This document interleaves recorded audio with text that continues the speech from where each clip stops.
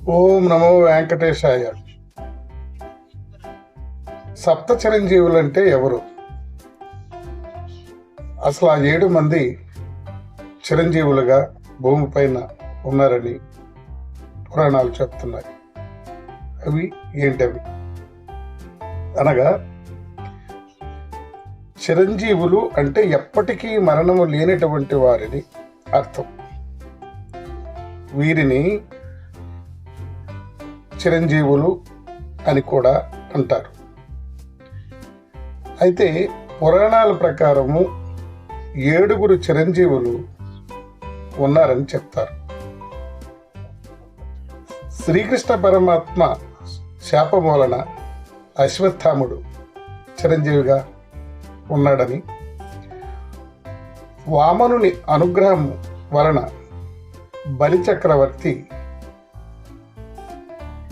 అని, లోక హితము కొరకు వ్యాసుడని, శ్రీరాముని అనుగ్రహం వలన హనుమంతుని యొక్క భక్తిని మెచ్చి రాముడు చిరంజీవిగా దీవించాడని,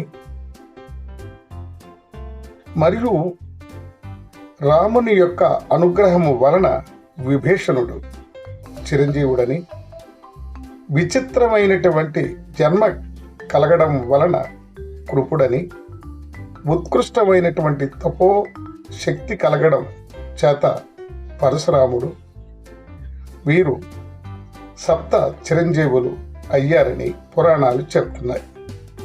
ఈ 7 పాటు శివానుగ్రహం చేత కల్పంజేయుడైన మార్కండేయుని ఒకడని చెప్తారు. ఆ మార్కండేయుని ప్రతినిత్యము మనం స్మరించుకున్నచో సర్వ వ్యాధుల నుంచి మనకి ఉపశమనం పొంది శతాయుషు కలుగునని శాస్త్రం చెప్తుంది. అయితే ఆ 7 మంది అశ్వత్థాముడు, బలిచక్రవర్తి, వేదవ్యాసుడు, హనుమంతుడు, విభీషణుడు, కృపుడు, పరశురాముడు. వీళ్ళతో పాటు 8వ వాడు మార్కండేయుడు.